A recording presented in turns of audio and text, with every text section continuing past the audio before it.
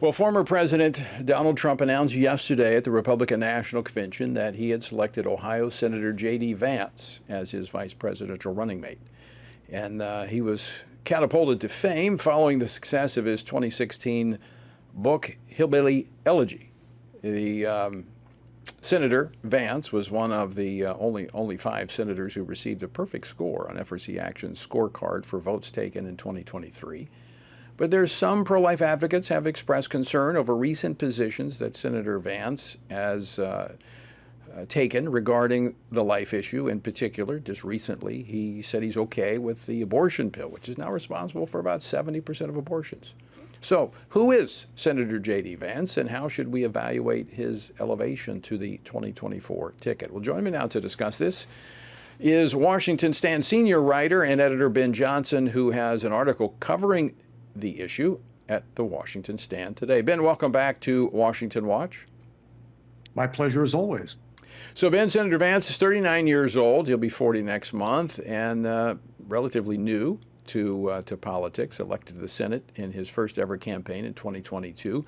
He took a unique route to the Senate and now his vice presidential candidacy. What was most surprising as you dug into his background? Well, there aren't a lot of surprises. I guess probably the biggest surprise would be the fact that he worked in venture capital as much as he did. Of course, he came from a background of extreme poverty, substance abuse, and family chaos in Appalachian, Ohio. And he wrote about that, as you said, in Hillbilly Elegy, which was made into a film later on.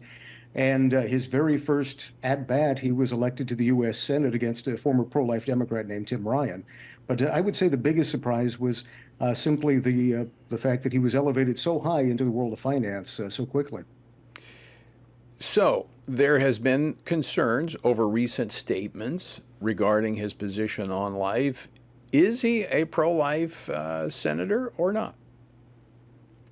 Well, as you noted, he had a pro-life voting record for the 19 months that he's been in the Senate.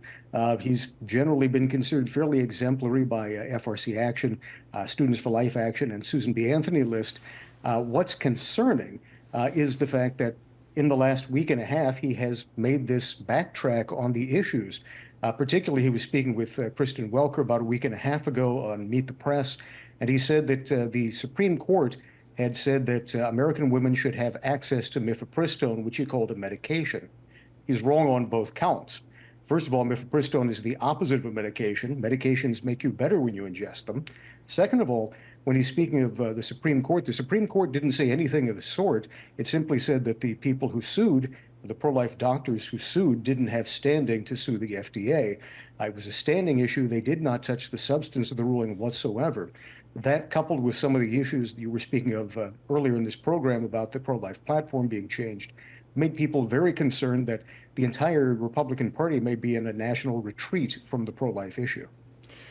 Well, let's talk about another important issue when we look at what is really being targeted today, and that is faith. What's his faith background?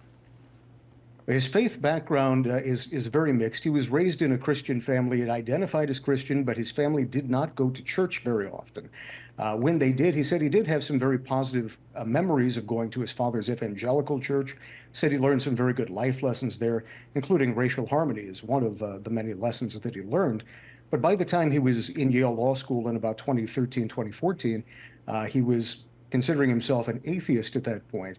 So he's married to a Hindu woman, a woman who was born in this country to Indian immigrants in San Diego, and they're raising their 3 children in an interfaith environment.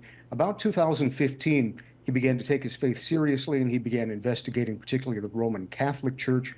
He was baptized for the first time in his life by a Roman Catholic priest in 2019, and he's been a member of the Catholic Church ever since. So he is a member of the Catholic Church. His wife is a practicing Hindu? Yes. Yeah, she's a practicing Hindu. She found that she thought that it was a positive influence on her parents and some of the ways that she was raised in her upbringing. Let's talk another set of issues that I think the senator has been outspoken on, and that is the whole issue of the gender ideology that the left has been championing. He's been pretty strong on that, has he not? He really has. He introduced a bill that would have protected all minors from transgender surgeries and other procedures at the U.S. Senate level. So it would have been a national protection. Also, when the governor of my home state, our common home state, Ohio, Governor Mike DeWine, vetoed a bill that would have done that at the state level, he encouraged the legislators to overturn it, which they did. So he has been very outspoken on this issue. He has the confidence of many detransitioners, including Chloe Cole.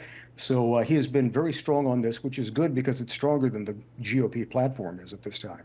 Now, a lot of things surfacing just in the last few days about the criticism that he had of former President Trump previously, some of the really strong comments. Is that going to be an issue for him? And is there anything that you saw that showed what was it that turned him from being critical of Donald Trump to being a supporter? Well, he's addressed this for some time. It came up in his U.S. Senate election as well. It really didn't get any traction, in part because Tim Ryan is a blue-collar Democrat and ran very much in that vein. So that it really didn't take off. But in addition, he's addressed this for a number of times. He simply said many conservatives were skeptical of Donald Trump. People associated with this program and others who've been on this program were skeptical at the time. And the fact that Donald Trump kept his promises, which were very specific in 2016. He kept very specific promises about people he would name to the judiciary and other issues, made him realize that he was a man of his word, and it changed his position on Donald Trump, as it did for many people. Ben, final question for you as we come up to the end of the program. Any take on his foreign policy positions? Well, he's certainly at a different position than many of the candidates in the recent past.